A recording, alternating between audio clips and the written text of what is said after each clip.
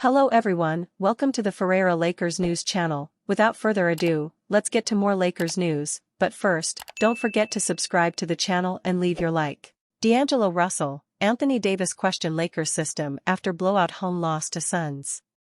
D'Angelo Russell said the Lakers have a lot of holes in our system right now, while Anthony Davis questioned the defensive strategy.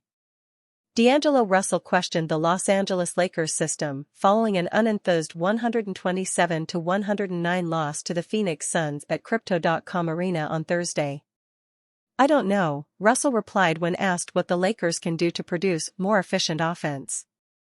"It's a lot we could talk about right now, as far as what we could fix short-term to figure it out and try to be better next game. Just a lot of holes in our system right now. You use the regular season to figure those things out. The ups and downs, the digressions, the setbacks, all these things, injuries, just keep playing a part." The comments from Russell, who declined to speak to reporters after the prior few games, followed a performance in which embattled head coach Darvin Ham's team was never competitive with their Pacific Division rival.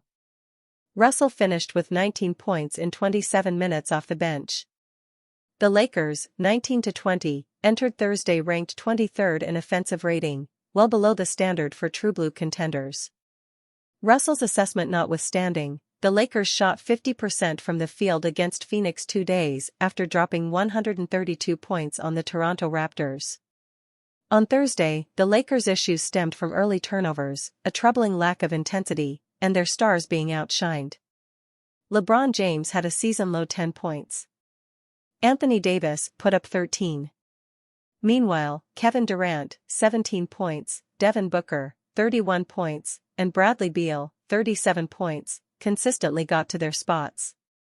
For the season, the Lakers ranked 22nd in opponent three-point percentage, 38.3. Ham and the Lakers, who intentionally leave below-average shooters open as part of their drop, switch-heavy defensive coverage, have repeatedly voiced frustration and confusion over scorching nights from previously cold opponents. "The operation was a success but the patient died," Ham likes to say.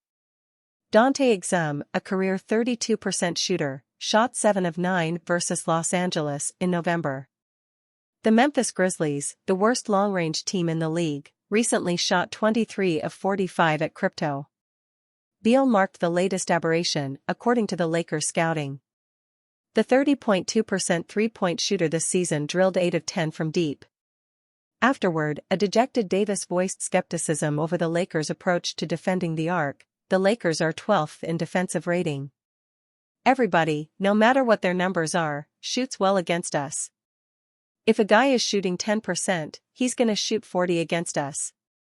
Just knowing that. There hasn't been a time where the numbers have told the truth to us when we played guys. I mean, even Brad's been struggling. So we gotta play everybody like they're Steph Curry when they play us because these guys, not just this team, everybody has shot the ball well against us." The Lakers have lost 5 of their last 7 contests. With the increased scrutiny on Ham, any perceived shot at coaching will immediately go under a microscope. On Thursday, at least, it was only the offense and defense that were publicly questioned by key players. Lakers' winning streak against Suns comes crashing down in blowout loss. In one way, the wheels were set in motion for the Lakers' 127-109 loss to the Phoenix Suns on Thursday during the opening week of the season. In just their second game, the Lakers bricked shot after shot but still found a way to win in Suns coach Frank Vogel's first game back in Los Angeles. Then the Lakers put together a fourth-quarter comeback in Phoenix to start the in-season tournament before later knocking the Suns out on their way to winning the title in Vegas. "It's obvious," James said. "When you have 3 3-level scorers on the floor at the same time, it creates so many disadvantages for your defense and always having you on your toes. So, they're going to be a really good team once they continue to mesh. But those 3 guys are obviously exceptional. Everybody, no matter what their numbers are, shoots well against us," Davis said. "If a guy is shooting 10%, he's gonna shoot 40% against us. Just knowing that. There hasn't been a time where the numbers have told the truth to us when we've played guys. But even with Rui Hachimura still recovering from a minor calf strain, Christian Wood out because of headaches and Gabe Vincent out after knee surgery. The product the Lakers have produced over the last month might have the front office hunting for upgrades. Lakers should target $76 million defensive star in trade amid rivals' injuries.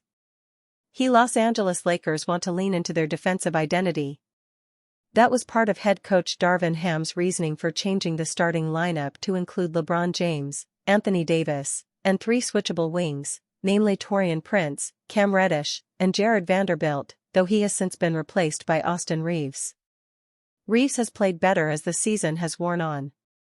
But the Lakers' defense can reach even higher levels with a player like Memphis Grizzlies star Marcus Smart.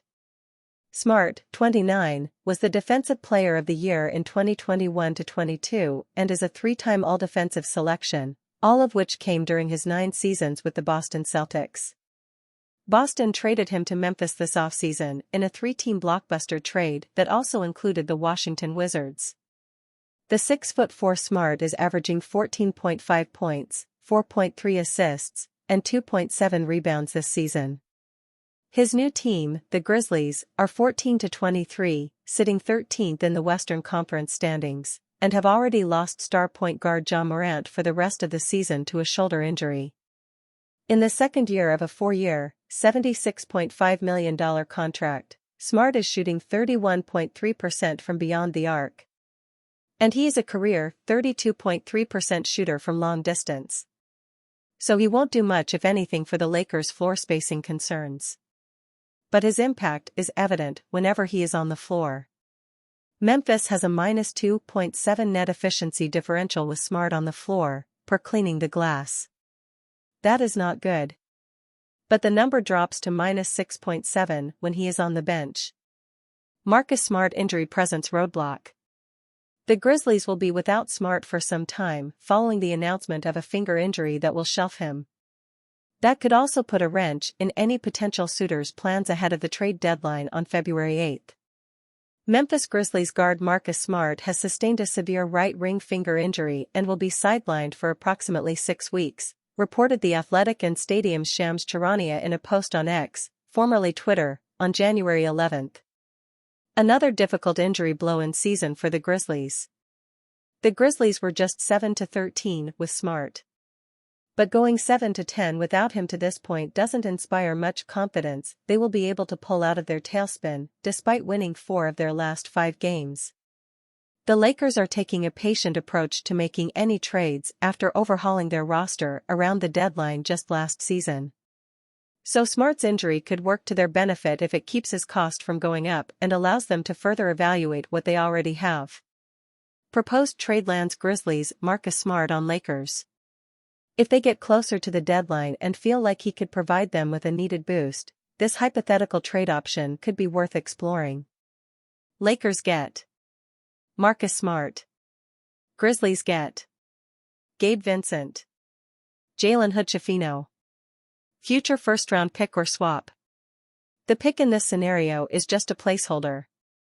The Lakers can trade one or both of their first-round picks in 2029 and 2031, the latter once the 2024 draft rolls around, or 2030. If they trade one or both the 29 and 31 picks, they do have the ability to add a swap option for the selection in 2030, and vice versa. Unfortunately for them, D'Angelo Russell's trade value isn't what they hoped it would be when they re-signed him on a 2-year, $36 million contract this offseason. They will have to surrender more valuable assets if they truly want to make any upgrades. Vincent, sidelined for a similar window as Smart but with a knee injury, isn't that on his own. But he could be enticing enough still based on his performance in last year's postseason to make the inclusion of a protected pick and this past draft's number 17 overall pick, Hood-Schifino, enough to get a deal done with Memphis.